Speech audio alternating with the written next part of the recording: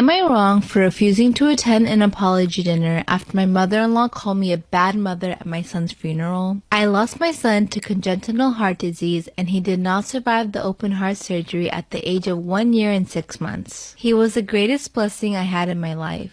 Everyone kept telling me things will get easier with time. I know that no matter how much time goes by, I'll still be missing my baby and everything sweet about him. Mother-in-law and I were in constant conflict. Things had always been bad between us, but in those months we reached our limit. She kept getting involved in my son's treatment and criticized every decision I made, claiming I didn't know how to handle my son's illness. We went low contact, but she kept causing issues occasionally. My husband was torn between our son's illness and his mother's issues. When my son passed away, she came to the funeral and caused a scene by arguing with me, knowing I had no energy for it. She used the fact that everyone was there so she could say it was my fault my son was born sick and I didn't take care of him properly, and that I didn't listen to her when suggested other ways to treat his condition, and that I was the one who took their grandchild away from them and caused them heartache. She then loudly called me a bad mother.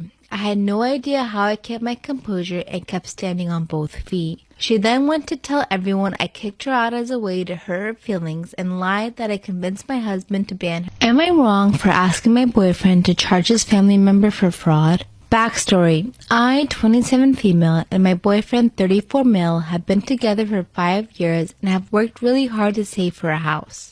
The house won't be built until the end of 2022. Last week, we received some shocking news when my boyfriend's credit score came back as being bad. There was activity on the statement that was 100% not his and a credit card that has gone into default over the last 6 months. This credit card was originally my boyfriend's, but he swears he closed the account and canceled the card in mid-2019. Long story short, we discovered that a family member that was living with him a few years ago had gotten a hold of the card at some point and has been using the card on and off since 2019. They defaulted on payments in early 2020 but paid this off, then defaulted again in December of last year, and the account is still in default with over $5,000 in owed charges and late fees. The family member had diverted these to their address.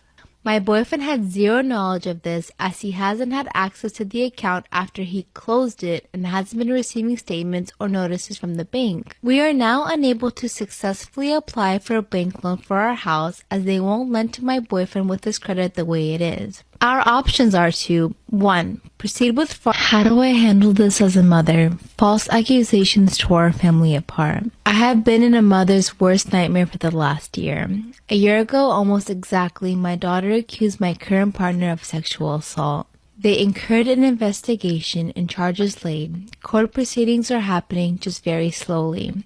However, her father kept me completely in the dark as to what the situation was. My daughter doesn't live with me. She lives full-time with her father, and apparently this happened when she was visiting me for the summer. I have been pursuing court action to be able to talk to my daughter, but it's a slow process. My ex is fighting tooth and nail to keep me from contacting her, with his justification being that I'm still in a relationship with the person that allegedly assaulted her. But basically, through legal proceedings, we are finally able to get her side of the story, and it is absolutely untrue. I can't go into details, but the set of circumstances laid out in her statement absolutely never happened. My take on it is that she saw a video on TikTok or YouTube about someone else's experience, saw all the attention and support they were getting, and decided to make up a story. Direct quote. My friend and I saw how sympathetic people were being and said, hey, let's get in on this. Unfortunately, her father saw whatever it was she was doing and immediately cut contact with me and went to the police. My ex has hated my current partner since the beginning. But my 29 female, husband 32 male of 3 years said something I can't move on from. We have a job that requires us to wake up very early in the morning. That's how we met.